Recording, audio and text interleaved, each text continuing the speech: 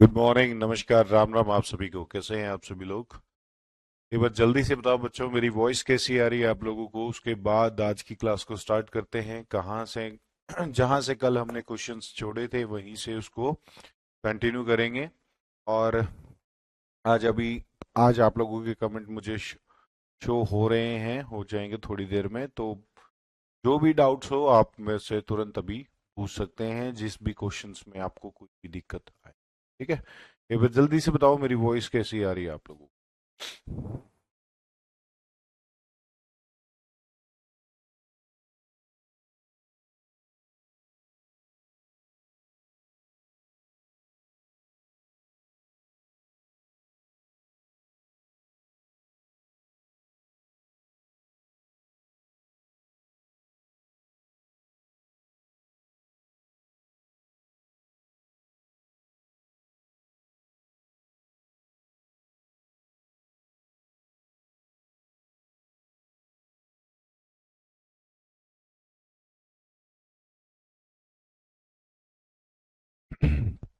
सही आ रही है वॉइस?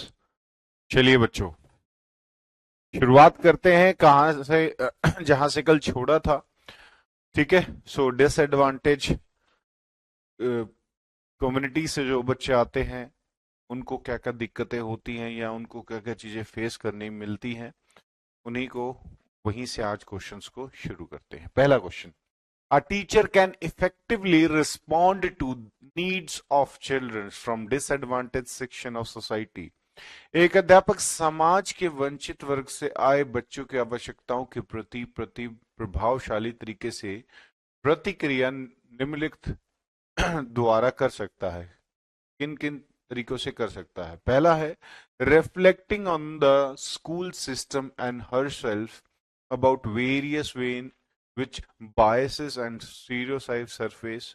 विद्यालय व्यवस्था तथा स्वयं के उन तौर तरीकों के बारे में विचार करना जिसमें पक्षपात एवं रूढ़िबद्धता झलकती है, या ensuring that the children do not get a chance to interact with each other to minimize the chance of their being bullied। जी हाँ, उनके प्रताड़ित होने के अवसर को कम करने के लिए यह सुनिश्चित करना कि बच्चे आपस में अनुक्रिया करने का मौका ना कर पाए। फिर है sanitization the disadvantage childrens to norms and strict of school so that they can comply with those, या फिर telling others children to cooperate with the disadvantaged children and help them learn the way of। जल्दी बताइए बच्चों, इसका सही उत्तर क्या हो सकता है? जल्दी। बहुत इजी क्वेश्चन है, सारे ऑप्शन मैं आपके सामने पढ़ चुका हूं।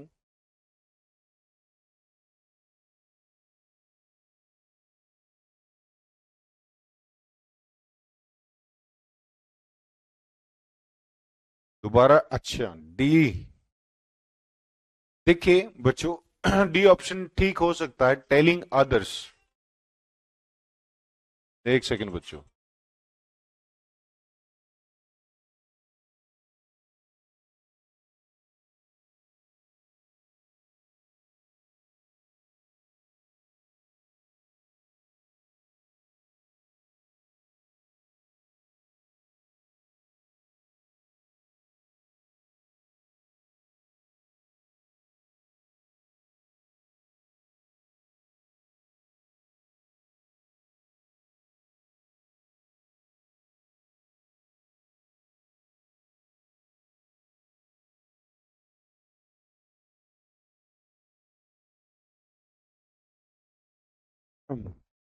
तो बच्चों देखिए, यहां पर दो ऑप्शंस में थोड़ा कंफ्यूजन है, या दो ऑप्शन आपको भी सही लग रहे होंगे। एक तो ये लास्ट वाला कि telling the other childrens to cooperate with the disadvantage children and help them learn the way of school, या फिर बच्चों इससे ज्यादा बेटर आंसर क्या रहेगा, reflective on the school system and herself about various ways in way of biases and stereotype surface. यानी कि जो आपकी बायसेस है ऐसे बच्चों के लिए या स्कूल के सिस्टम में जो बायस्ड चीजें हैं उन पर ध्यान देना। ठीक है, so that's why A is more correct than D. ठीक है, चलिए।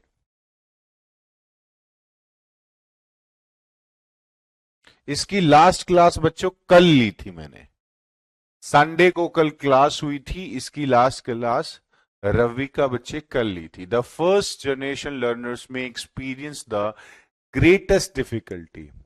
ठीक है, मैं बिल्कुल ठीक हूं। ग्रेटेस्ट डिफिकल्टी किस चीज में आती है फर्स्ट जनरेशन लर्नर को? राइटिंग इन वर्कशीट, काम करने में, सेल्फ स्टडी में, लॉन्ग आंसर क्वेश्चन में, या लर्निंग द फर्स्ट लैंग्वेज? जल्दी से बताइए, फर्स्ट जनरेशन लर्नर बच्चे को सबसे ज्यादा दिक्कत किस चीज में आती है? हाँ, ले सकते हैं बच्चों, ले सकते हैं बिल्कुल। निशा बच्चे ले सकते हो बिल्कुल, डेफिनेटली बहुत अच्छा रहेगा आप लोगों के लिए। जल्दी से बताओ बच्चों। तो what's the answer of question number 42? एक फर्स्ट जनरेशन लर्नर के लिए सबसे ज्यादा ग्रेटेस्ट डिफिकल्टी उसको किस चीज के अंदर होती है? 42 क्वेश्चंस इस क्लास में नहीं हुए थे बच्चे। मेहरन 40 क्वेश्चंस कल की क्लास में हो चुके हैं। रिकॉर्डेड क्लास है, आप लोग उसको जाके देख सकते हो। ठीक है, आज 41 से हमने शुरू किए हैं। सो सेल्फ स्टडी, ये बात हमेशा याद रखना, सबसे ज्यादा greatest difficulty first generation learner को किस चीज में आती है? सेल्फ स्टडी के अंदर आती है। क्यों आती है? क्योंकि ना तो उसके घर में उसके पेरेंट्स पढ़े लिखे होते हैं, तो सबसे ज्यादा से ज्यादा जो डिफिकल्टी आएगी वो इसी चीज के अंदर आएगी। Next, childrens come from the families of first generation learner should be. पहली पीढ़ी के अधिगमकर्ताओं की परिवार से आने वाले बच्चों को सेंट टू स्पेशल स्कूल, क्या हमें उन्हें स्पेशल स्कूल भेजना चाहिए? Educate in a regular school, या made to repeat the class या group together in class activity? जल्दी से बताओ बच्चों। फर्स्ट जनरेशन लर्नर होते हैं बच्चों जो अपने परिवार में पहले ऐसे व्यक्ति होते हैं जो स्कूल में पढ़ने जाते हैं, या उनके परिवार में उनसे पहले कोई बस एक दो ही क्लास पढ़ा हो। ठीक है, और ये टॉपिक मैं करवा चुका हूं, आप प्रीवियस क्लासेस को जाकर देख सकते। चलिए कोई नहीं, जल्दी बताओ बच्चों। What's the answer of 43 question? Question number 43 का आंसर बताइए जल्दी।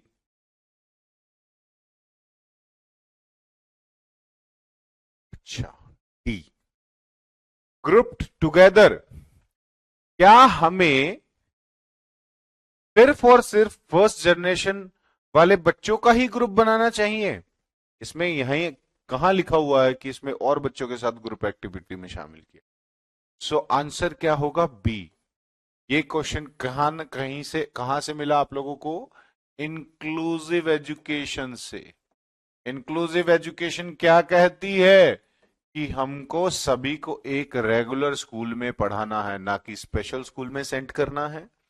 ठीक है ना, उनसे क्लास रिपीट करवानी है। और सिर्फ इन्हीं बच्चों का ग्रुप हो ऐसा नहीं, इनके साथ और बच्चे का ग्रुप हो तो वो सही होता। ठीक है, तो बहुत बच्चों ने यही आंसर दिया है, बी और डी। तो डी वाले बच्चों ने जो कंफ्यूजन है उनका कंफ्यूजन दूर कर देता हूं। वो ये कह रहा है कि क्लास में जो फर्स्ट जनरेशन लर्नर बच्चे हैं सिर्फ उन्हीं का ग्रुप बना दिया, group together in class activity. ठीक है,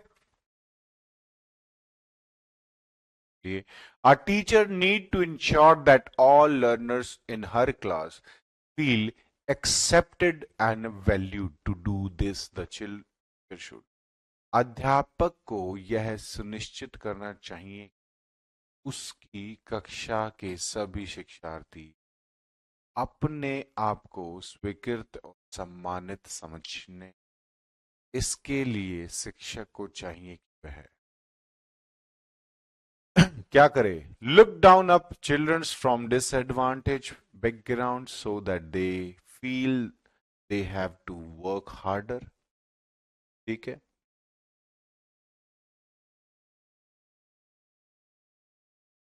नेक्स्ट है, find out student who speak good English and are rich background and present them as a role model. Get to know the social cultural background of her student and encourage diverse opinion in the class. या make strict rules and punish child who do not follow them. बहुत अच्छा question है, जल्दी बताइए. बिल्कुल सारे previous year questions हैं बच्चों, जल्दी से उत्तर दीजिए. इजी क्वेश्चन है.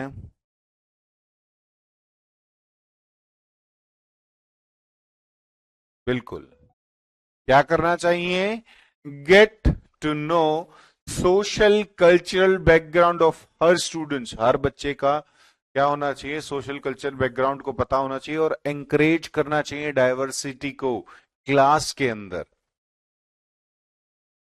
चलिए, as a upper primary school teacher, ठीक है, ये टीजीटी टीचर की बात हो रही है जिसका आप एग्जाम दोगे. Teacher, you have to quit a few children who quite okay, few children who are from first generation school goers in your class. Which of the following are you most likely to do? एक उच्च प्राथमिक विद्यालय के शिक्षक के रूप में आपके पास कक्षा में कुछ ऐसे बच्चे हैं जो प्रथम पीढ़ी के रूप में विद्यालय आ रहे हैं. आपके द्वारा निम्न में से किसे क्या किया जाना चाहिए संभवतः सर्वाधिक है. ठीक है. Call the parents and gently ask them to enroll their children from tuition. Provide scaffolding and other kind of support during classroom activity and from homework. You give them homework of memorizing and copy the answer in their notebook 5 times. Tell the children that they do not have the capability to study further. So the answer was B. ठीक है, बच्चों को help करनी चाहिए, उनके पूर्व ज्ञान से मिलाकर उनको आगे का ज्ञान पढ़ाना चाहिए और उनको सपोर्ट करना चाहिए. बिल्कुल बिल्कुल सही है. 45 का B option. Next question, making students member of a cleanliness community to motivate them for the same reflects.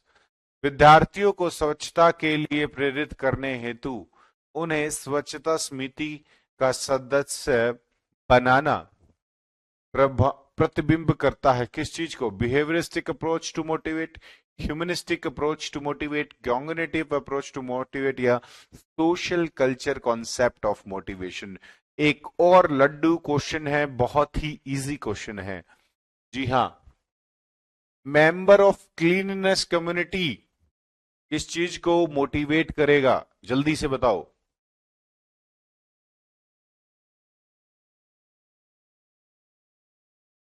Come on guys. Very nice. हर बच्चे ने लगभग लगभग अभी सही आंसर दिया है.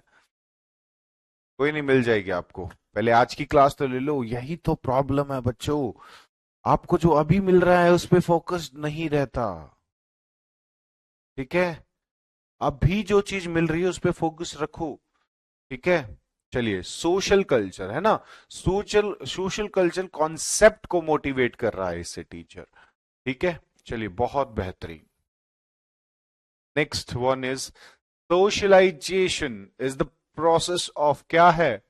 एसिमिलेशन एंड अकोमोडेशन, घुलने मिलने तथा समायोजन की. लर्निंग टू, एक second, so socialize with friend या acquire value beliefs and expectation. जल्दी से बताइए.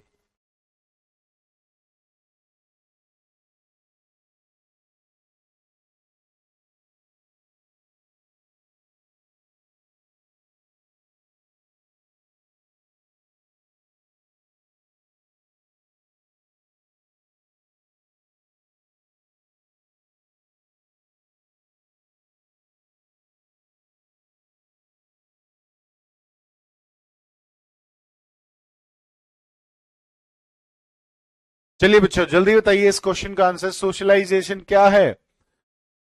क्या है सोशलाइजेशन? घुलने मिलने तथा समायोजन की हो सकता है। जी हाँ। एक समाज की संस्कृति की आलोचना करना सीखना सिर्फ क्रिटिसाइज करना है क्या हमें? ये तो नहीं हो सकता। सोशलाइजिंग विद फ्रेंड्स, सिर्फ दोस्तों के साथ सामाजिक हो सकते हैं, ये भी जरूरी नहीं है। अब ऑप्शन बचता है D, acquiring value belief and expectations, मूल्यों, विश्वासों तथा उपेक्षाओं को अर्जित करना। ठीक है। जी हाँ, सोशलाइजेशंस के अंदर हम क्या चीजें मिलती हैं हमें? मूल्य मिलते हैं, वैल्यूज मिलती हैं, बिलीव्स मिलती हैं। ठीक है। So that's why the answer would be D. ठीक है, कहीं ना कहीं पहला भी ठीक है, लेकिन उससे ज्यादा सामाजिक होने से हमें क्या पता चलता है? मूल्यों का पता चलता है सबसे ज्यादा। ठीक है, so the D is more correct than E. चलिए, mass media is become a very important agency of socialisation, which of the following most appropriate statement. जल्दी से स्टेटमेंट्स को पढ़िए और आंसर दीजिए। एक मिनट, थोड़ा पानी भी के आते हैं।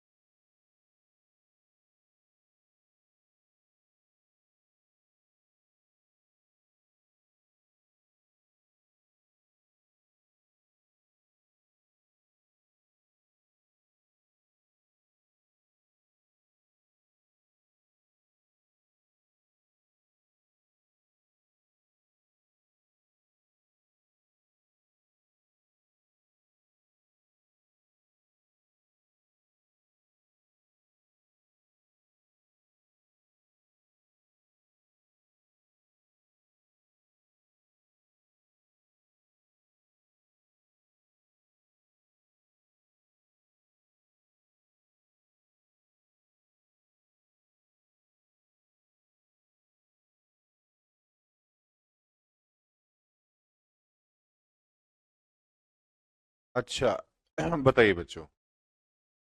फर्स्ट जनरेशन समझा दीजिए। देखिए, मैं बताता हूँ, एक एग्जांपल देता हूँ। फुटपाथ पर रहने वाले बच्चे आपने देखे होंगे, उनके माँ बाप पढ़े लिखे नहीं होते। फर्स्ट जनरेशन लर्नर का मतलब होता है फर्स्ट, पहली। जनरेशन का मतलब है पीढ़ी। अपनी पीढ़ी में पहला ऐसा व्यक्ति जो पढ़ने निकलने के लिए स्कूल में जा रहा है, तो उसको कैसी दिक्कतें सामने, तो उसको कैसी दिक्कतों का सामना करना पड़ता है। ठीक है। अब आप एक बात बताओ, आपके माँ बाप पढ़े लिखे नहीं हैं और आप पहली बार स्कूल में जा रहे हो, तो क्या आप जब घर पे आके सेल्फ स्टडी करोगे, तो आपको क्या लगता है आपके माँ बाप से आपको कोई हेल्प मिल पाएगी? नहीं मिल पाएगी। ठीक है। और ऐसे बच्चे वो होते हैं जो आर्थिक रूप से भी बहुत ज्यादा वीक होते हैं, तो मतलब इकोनॉमिकल स्टेटस भी इनका बहुत ही वीक होता है। इनके माँ बाप को पूरे दिन में सिर्फ इनके लिए खाना जुटाने के लिए ही मशक्कत करते रहते हैं वो, तो कहाँ से उनको वाइड वैरायटी ऑफ एक्सपीरियंस होगा? तो ये कुछ 6-7 चीजें हैं, ये आप याद रखिएगा कि ऐसे लोगों के पास ना तो वाइड वैरायटी ऑफ एक्सपीरियंस होता है जीवन जीने का, और ना ही सेल्फ स्टडी वो कर पाते हैं, क्योंकि माँ बाप भी अनपढ़ होते हैं। अब आप एक खुद ही सोचिए, एक एक बच्चा है जिसके माँ बाप डॉक्टर है, ठीक है, उसको क्या घर जाके सेल्फ स्टडी में दिक्कत आएगी? तुरंत उसके माँ बाप बता देंगे। और वहीं एक के माँ बाप अनपढ़ है, जिनको खुद एबीसीडी नहीं आती, वो क्या हेल्प कर पाएंगे अपने बच्चे? ठीक है। तो सिंपल सा है, अपनी पीढ़ी में पहली बार स्कूल में जाने वाले, तो आप इमेजिन कर सकते हैं तो किस किस तरीके की। जी हाँ, बिल्कुल सही जवाब बच्चों आपका। मास मीडिया किस तरीके से एक बहुत ही इंपॉर्टेंट एजेंसी बन जाती है सोशलाइजेशन के लिए? पहला ऑप्शन है, socialization is done by the parents and the families only. Only word negative है।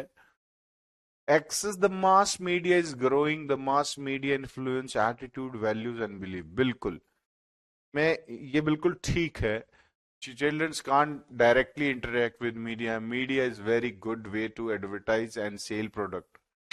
यहाँ पर आपको सोशलाइजेशन के बारे में पूछा जा रहा है. अगला question, which one of the following is the primary agent of socialization? Socialization का इनमें से प्राइमरी एजेंट क्या होगा? कंप्यूटर, हेरिडिटी, पॉलिटिकल पार्टी या फिर फैमिली. प्राइमरी सेकेंडरी एजेंट पूछा गया है बच्चे से. ठीक है, विवेक जी बताइए किस चीज में दिक्कत है आपको, वही सॉल्यूशन देंगे आप.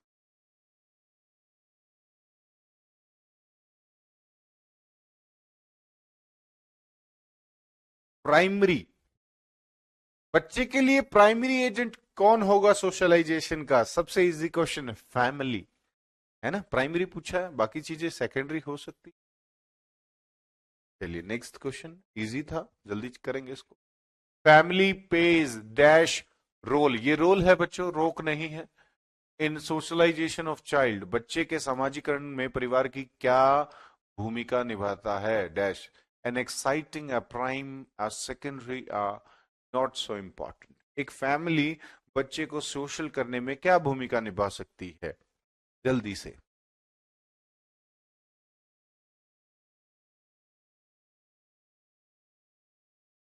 बिल्कुल बच्चों, जल्दी से, वेरी गुड. निधि पाठक सबसे पहले उत्तर दिया है, बिल्कुल. Family always primary. शानदार बच्चे. ठीक है, तो सोशलाइजेशन होने का जो उसका पहला स्टेप है वो परिवार से वो सीखता है. ठीक. Next, which of the following these does not play a role in socialization of children? बच्चों के सामाजिकरण में निम्नलिखित में से किसकी भूमिका नहीं है? किसकी भूमिका नहीं है? पहला है मीडिया, स्कूल, फैमिली या फिजिकल इंफ्रास्ट्रक्चर, भौतिक आधारभूत. इससे इजी क्वेश्चन तो कोई होगा ही नहीं, तो इसको जल्दी से कर देते हैं. भूमिका नहीं पूछी है. परिवार की भूमिका होती है, स्कूल की, मीडिया की, सबकी भूमिका होती है. जिसकी भूमिका नहीं होती है वो इंफ्रास्ट्रक्चर की भूमिका नहीं होती. Next question, which of the following are secondary agent? Secondary agent पूछा है बच्चे के लिए.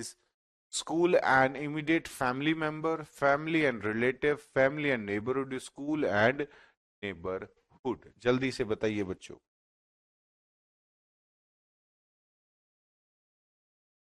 सेकेंडरी पूछा है. Secondary source of socialization. 52 question का आंसर बताइए. क्वेश्चन के आगे संख्या जरूर डालिए ताकि मुझे पता रहे कि कितने बच्चों ने किस क्वेश्चन का क्या जवाब दिया है. बहुत अच्छे प्यारे बच्चों, जल्दी से. बिल्कुल करेक्ट, माही सही जवाब बच्चे. सबसे पहले D is the right answer, यानी कि school and neighbourhood. Family primary में आ जाएगा, फैमिली प्राइमरी में आ जाएगा. इधर भी इमीडिएट फैमिली मेंबर प्राइमरी में आ जाएगा. ठीक है, तो the answer is D. Easy question है, कोई ना. Which of the following is true of school and socialization? विद्यालय और समाजीकरण के बारे में निम्नलिखित में से क्या सत्य है? School is important agent of socialization. School does not play any role in socialization. Okay, school play very little role in socialization. School is the first primary agent of socialization. तीनों कट गए. जी हाँ, school is important agent हो सकता है socialisation का, ना primary agent है, ना कम रोल निभाता है, ना कोई रोल ही नहीं निभाता. स्कूल का एक बहुत इंपॉर्टेंट रोल रहता है सोशलाइजेशन के अंदर. तो द आंसर इज ए. ठीक है, चले नेक्स्ट. होमवर्क से क्वेश्चन. ठीक है, homework is given to the student why? छात्र को गृह कार्य देना चाहिए, क्यों? Student could study at home, for the development of student, to know that how much the student understood the lesson, या the for development of writing skill. बहुत अच्छा है, जल्दी बताइए.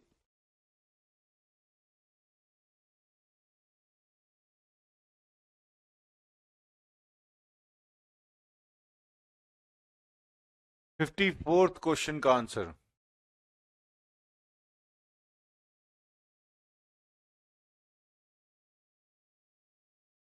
होमवर्क क्यों दिया जाता है?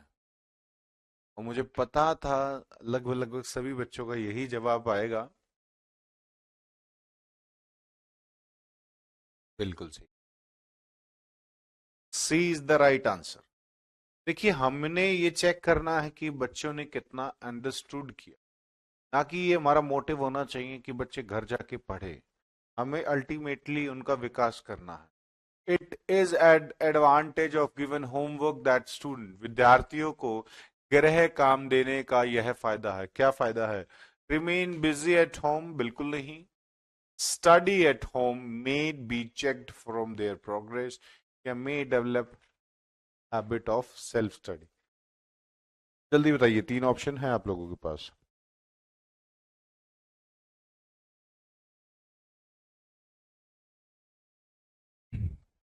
55th क्वेश्चन का answer, remain busy at home, study at home जरूरी नहीं है, may be checked for their progress, या may develop habit of self study. जी हाँ, ये सेल्फ स्टडी कहीं ना कहीं एक्सपीरियंस को शो करता है।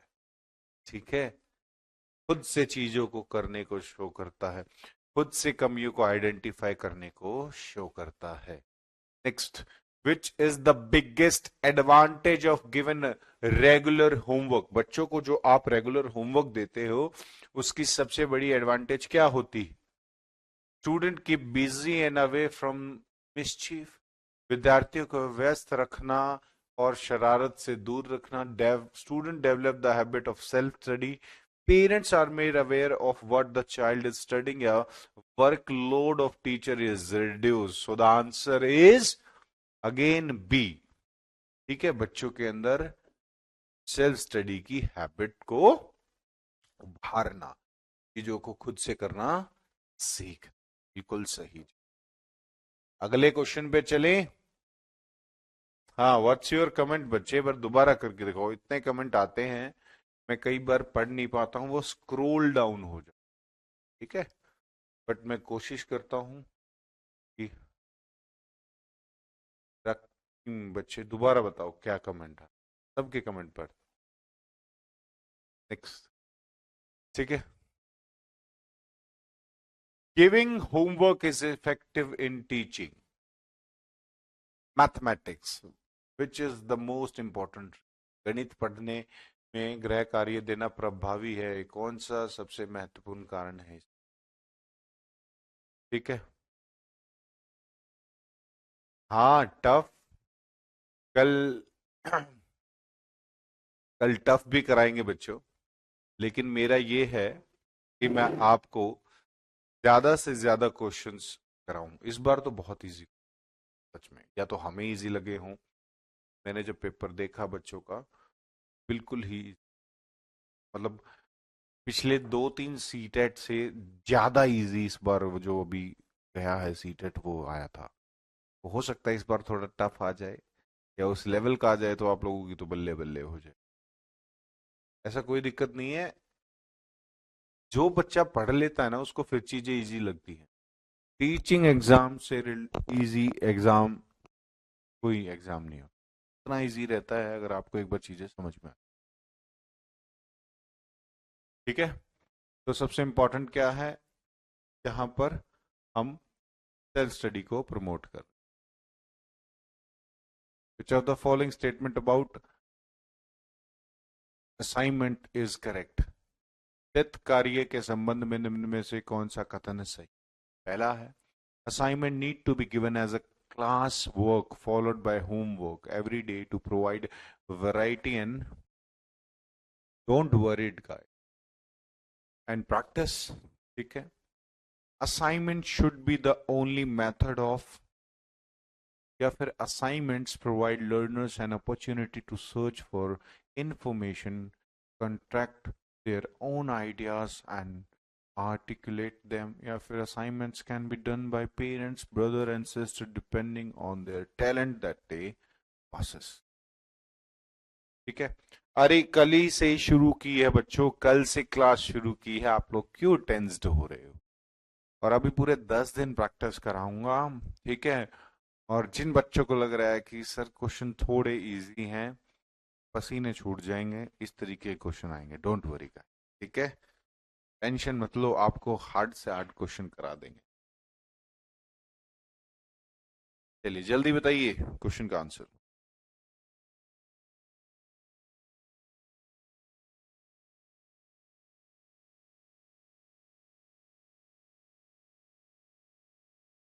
करेक्ट, बिल्कुल। देखिए, इतना तो हिंट समझ लिया करो कि ए और बी नहीं है, करने तभी सी और डी पे छोड़ा है। ठीक है, सी इज द करेक्ट आंसर। ठीक है, यानी कि बच्चों को सोचने पर अपॉर्चुनिटी दो कि कुछ कंस्ट्रक्ट करें वो, है ना। आगे ना कंस्ट्रक्शनिज्म, इस चीज को हमेशा याद रखना। चलिए, good home assignment is in EVS should primarily focus on. EVS में किसी अच्छे गृह कार्य को मुख्यतः किस पर केंद्रित होना चाहिए? Challenge and excitement for excited learner, better utilization of time, revision and reinforcement, या मास्टरी लर्निंग। चलिए जल्दी से बताइए बच्चों, क्या होना चाहिए?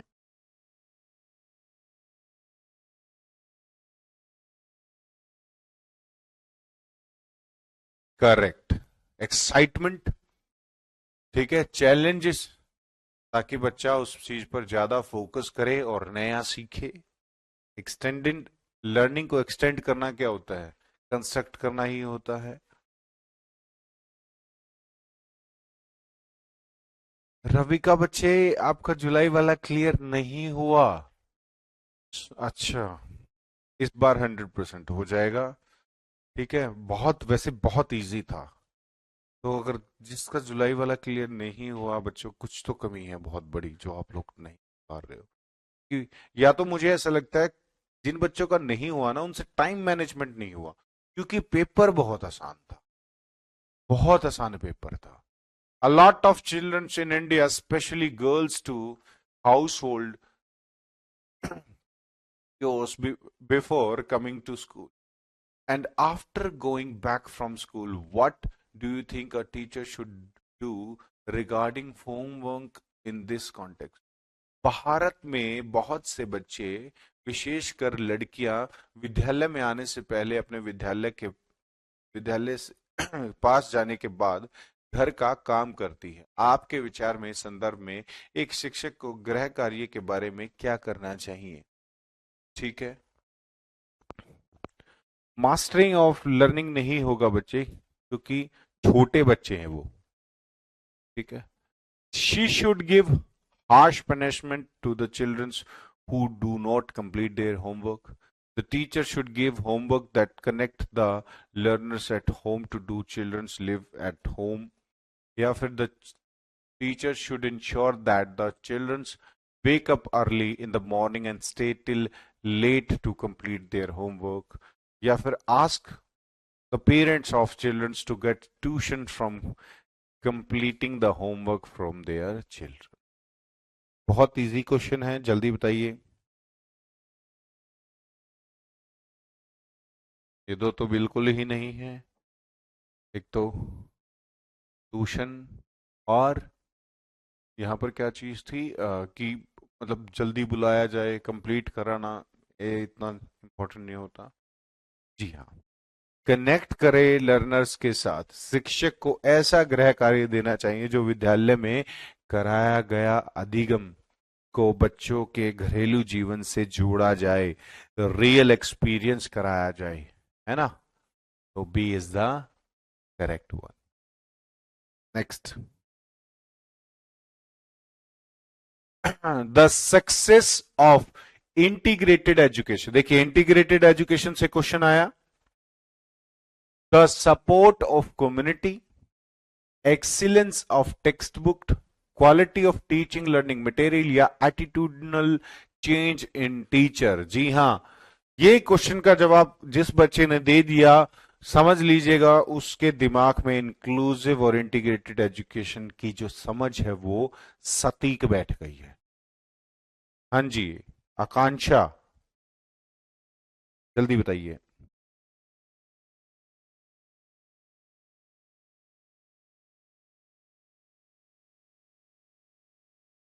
मजा आ जाएगा अगर इस क्वेश्चन का आंसर सभी बच्चों ने दे दिया तो।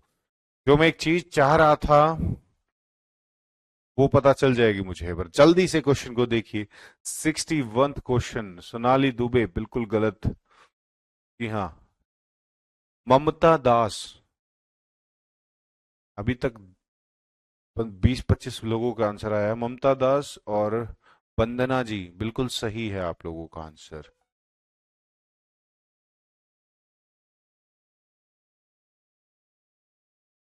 बहुत बढ़िया, एक बच्चा और गया, उसका भी सही है। I am extremely disappointed with you guys यार। ये थोड़ा सही नहीं लगा कि आप लोग एक सिंपल सी चीज नहीं पकड़ पाए। और मैंने स्पेशली इंक्लूसिव और इंटीग्रेटेड एजुकेशन दोनों का नाम लिया था यहाँ पर। सबसे इम्पोर्टेंट चीज क्या थी इंटीग्रेटेड एजुकेशन के अंदर? फैसिलिटीज कम थी ना बच्चों को। तो पहली बात, इतना कोई सपोर्ट नहीं। ठीक है। जो सक्सेस हुई थी ना, वो सिर्फ और सिर्फ टीचर्स के एटीट्यूड के हिसाब से। टीचर्स ने अपने अंदर एटीट्यूड चेंज किया कि हाँ, मुझे विकलांग बच्चे को भी पढ़ाना है। This is the most important thing in integrated education success. ठीक है, अगर टीचर का एटीट्यूड ही सही नहीं होगा तो वो कहां से स्पेशल बच्चे को पढ़ा लेगा? खुद सोचिए आप लोग। ठीक है, तो बहुत ही इजी क्वेश्चन था ये, और मुझे उम्मीद थी सारे बच्चे सही करेंगे। चलिए, अब जैसे जैसे हम क्वेश्चन करेंगे ना, तो आप लोगों को क्वेश्चन करने की समझ आ जाएगी। कई बार क्या होता है, बच्चे रट तो लेते हैं, पढ़ तो लेते हैं, बट समझ भी लेते हैं, लेकिन क्वेश्चन करने की समझ भी एक बहुत बड़ी समझ होती है। ठीक है, वो करने से आएगी।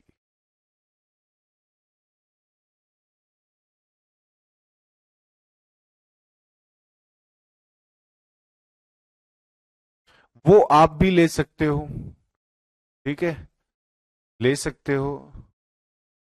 सना बच्चे, वहां वो क्लास भी आप ले सकते थे, उसमें भी इंपॉर्टेंट चीजें थी जिसकी मिस आउट हो गई थी।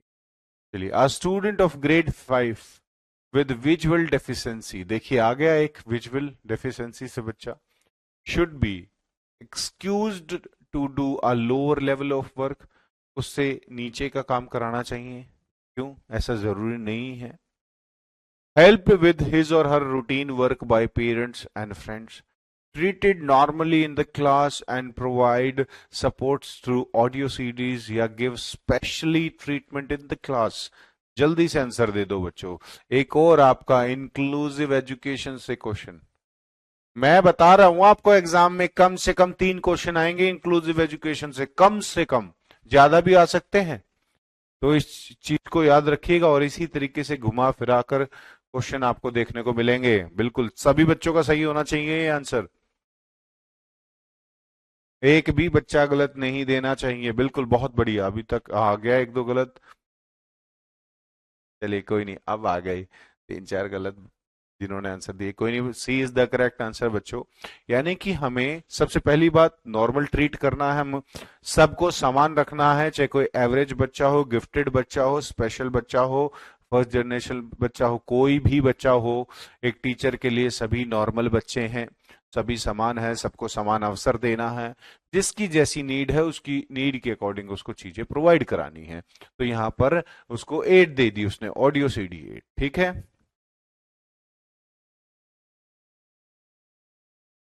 ठीक है बच्चों।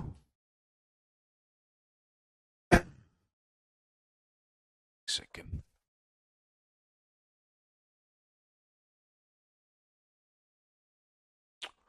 यहां तक अब भी किसी बच्चे को कोई डाउट हो तो जल्दी बताइए।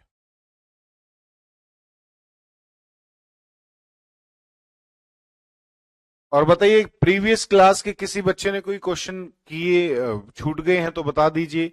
अभी कुछ क्वेश्चन मैं करा सकता हूं, क्योंकि हमारे पास टाइम है अभी 15 मिनट का। जल्दी बताओ। इसी के पीछे के क्वेश्चन करने हैं आप लोगों को अभी।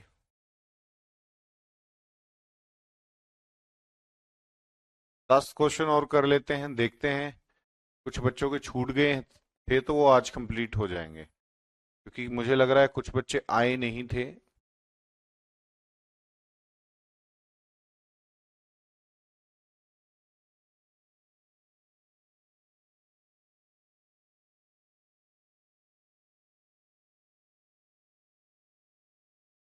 करा दूं?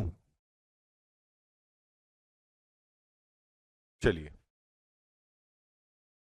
एनसीएफ 2005 के भी कराऊंगा मैं। एक सेकंड रुकिए, पहले बच्चों इसका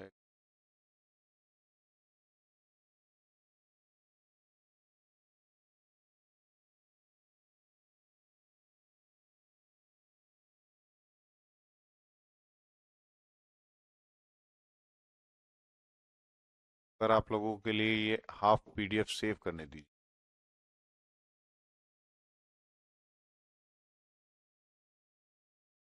ये तो पहले कहोगे फिर सर आप।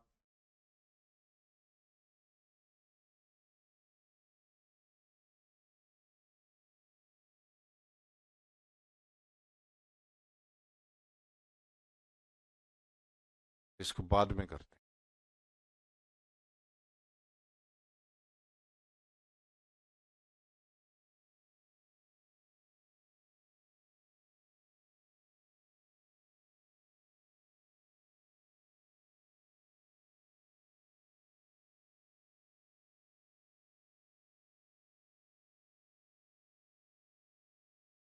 चलिए, पहले क्वेश्चन से शुरुआत करते हैं। In a child process of concept formation begins when. जी हाँ, में विचार। मैं लेऊंगा बच्चों आप लोगों की क्लास 10 से 11 डेली क्लास होगी आप लोगों की, ठीक है, कोई दिक्कत नहीं है। बालक में विचार गठन की प्रक्रिया प्रारंभ होती है जब वह कब able to differentiate between stimulation process good knowledge of language complete 5 years of his age या ऑल ऑफ द अबव। जल्दी बताइए, एक बच्चा कब अपने मन में कॉन्सेप्ट्स को फॉर्मेशन करना शुरू कर देता है?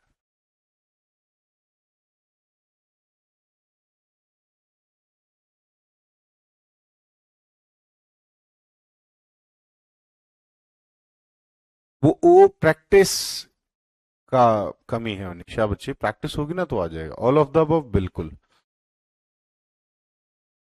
देखिए, एबल टू डिफरेंशिएट, उसको पता लगना चाहिए, हरकतों में फर्क पता होना चाहिए, ठीक है, तभी तो वो अपने मन में कॉन्सेप्ट बना पाएगा। और उसको लैंग्वेज की समझ होनी चाहिए, और 5 साल से ऊपर की उम्र का बच्चा कॉन्सेप्ट बनाना शुरू कर देता है। सो क्रोनोलॉजिकल लर्निंग भी उसको आप बोल सकते हो। How can we give the right proper knowledge to student? हम एक बच्चे को सही उपयुक्त ज्ञान कैसे दे सकते हैं? By memorising the lesson, by explaining the lesson, by self study of student, या by teaching in interesting way. So what is the correct answer of question number 4? जल्दी बताओ प्यारे बच्चों। कैसे एक बच्चे को हम सही प्रॉपर नॉलेज प्रोवाइड करा सकते हैं? बिल्कुल अदिति, आरती, आरती बिल्कुल सही। सेल्फ स्टडी, ठीक है, यानी कि बच्चा जब एक्सपीरियंस बेस्ड लर्निंग करेगा तो वो ज्यादा चीजों को प्रॉपर इनटेक कर पाएगा, राइट इंफॉर्मेशन ले पाएगा, है ना, क्योंकि उसने चीज को इस्तेमाल करके देखा है। ना कि देखे, इंटरेस्टिंग वे हो सकता है, लेकिन इंटरेस्टिंग वे से सबसे ज्यादा इंपॉर्टेंट क्या होता है? जब हम उनको एक्सपीरियंस कराते हैं, ठीक है। तो इसीलिए हमारा आंसर आ जाएगा सी। नेक्स्ट है, how do childrens learn concept and attach label to them? बच्चे संकल्पनाओं और उन्हें लेबल देने के बारे में किस प्रकार सीखते हैं? From direct contact with the physical world, from social stimulus situation where language plays no role, no part in the learning process, from social situation where language does play a definite part। दोनों ही बात यहां पर लिख दी है कि language कोई role play करे या ना करे। चलिए, फिफ्थ क्वेश्चन का आंसर बताइए।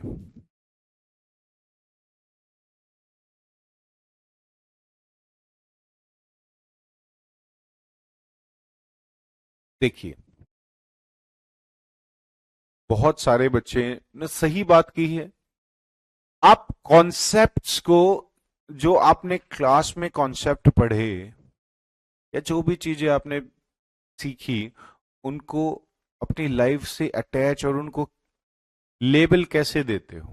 सबसे पहला, जब आप उन चीजों को डायरेक्ट फिजिकल वर्ल्ड में, दुनिया में देखते हो, बिल्कुल सही बात है। ठीक है। दूसरा, ऐसी सोशल सिचुएशंस में कुछ सिचुएशन ऐसी होती हैं, जैसे कि आप मान लो, अ, आपने देखा कि जब जैसे ही आप पहाड़ों से उतरते हो स्लांटेड से, तो आपको थोड़ा आराम आराम से पैर रखने चाहिए। अगर आप तेज रखोगे तो स्पीड बढ़ जाएगी। तो वो एक सिचुएशन थी आपकी। ठीक है। या आपको पता है कि आप किसी पर्टिकुलर एरिया में जाके, या कहीं काफी लोगों में बैठ के अगर आप तेज बोलोगे या आप थोड़ा धीमे बोलोगे तो आपका इम्पैक्ट कैसा पड़ेगा, वो एक सोशल सिचुएशन है। सोशल सिचुएशन कुछ भी हो सकती है। ठीक है। तो बिल्कुल सोशल सिचुएशन से आप अपने कॉन्सेप्ट्स को क्लियर करते हो, तो दोनों में सोशल सिचुएशन है। वहां पर लैंग्वेज का इस्तेमाल हो या ना हो, उससे कोई फर्क नहीं पड़ता। तो that's why the answer is all of the above। ठीक है। So D is the correct answer. Next, teacher can provide kind of stimulation to enable the child to become. देखिए, स्टिमुलेशन होते, टीचर जब हरकतें करता है ना, अलग अलग इशारे करता है, एक्सप्रेशन से पढ़ाता है। ठीक है। बैठता है, कई बार उठ जाता है, कई बार बोल के पढ़ाता, मतलब कई बार थोड़ा ऊंची आवाज में पढ़ाता है। ठीक है। हाँ, कल कराए थे बच्चों, तो कुछ बच्चों ने नहीं आए थे, तो अभी थोड़ा 10 मिनट का समय था, तो इसीलिए जितने क्वेश्चन हो जाए वो कराएंगे। कल आपको और नए क्वेश्चन कराऊंगा। ठीक है।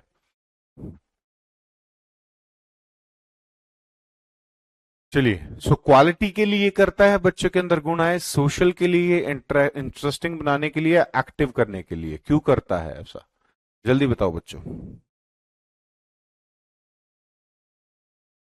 कोई नहीं, सारे गलत हो रहे हैं, कल सारे ठीक हो जाएंगे, टेंशन मत लो बच्चों।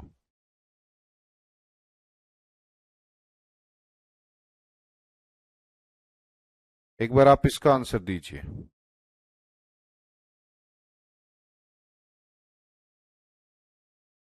जल्दी।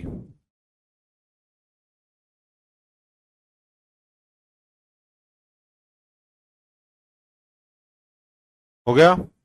चलिए, देखिए, एक्टिव होने के लिए, बच्चा क्लास में एक्टिव हो जाए, इसीलिए टीचर अलग अलग चीजें करता है। एक्टिव पार्टिसिपेशन होगा जब भी तो याद कर पाएगा। नेक्स्ट क्वेश्चन देखिए बच्चों एक बार।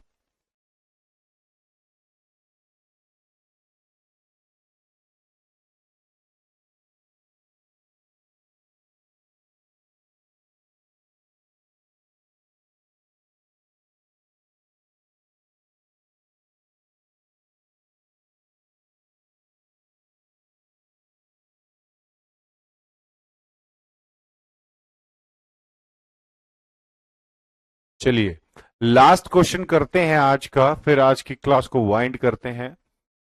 Children should be given an opportunity to the democratic way of life in school. बालकों को स्कूल में लोकतांत्रिक जीवन प्रणाली द्वारा डैश का अवसर देना चाहिए। किस चीज का? लर्निंग का, एक्सपीरियंस का, अंडरस्टैंडिंग का, या फिर नोइंग का? जल्दी बताइए। सेवेंथ क्वेश्चन का आंसर क्या होना चाहिए?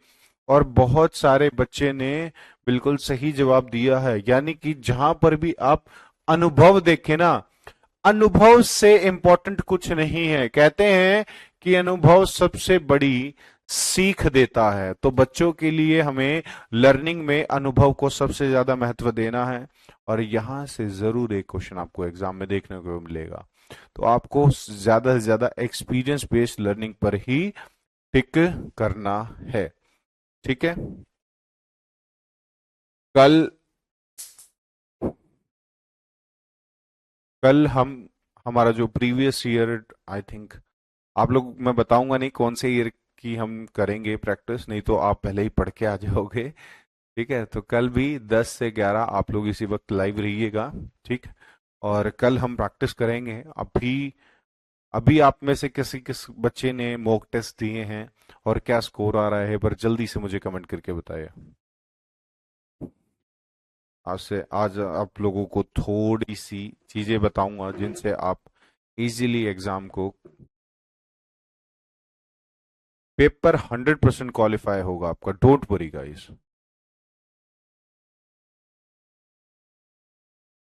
मैं कह रहा हूं, आप पेपर की टेंशन बिल्कुल मत लीजिएगा।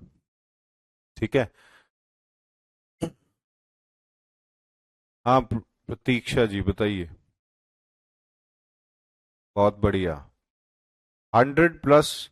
जिसके मॉक टेस्ट में आ रहे हैं 100+, वो मान के चलिए उनका आराम से एग्जाम क्लियर हो जाएगा। 120+ माही बच्चे, बहुत शानदार। 97 आए हैं, आराम से हो जाएगा। मुस्कान शेरावत।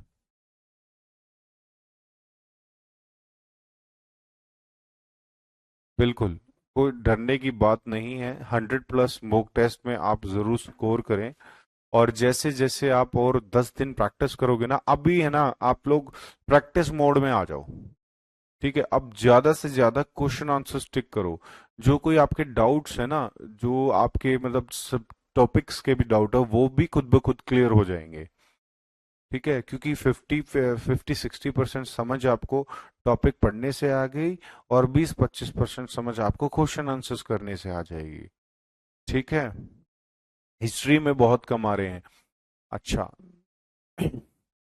मैं इतना भी बता दूं आपको, अगर आप लोग अपने सब्जेक्ट में कम है ना, तो भी आप सीटेट का पेपर आराम से पास कर सकते। उसका एक तरीका है, क्योंकि सबसे पहली बात, इसमें नेगेटिव मार्किंग नहीं है।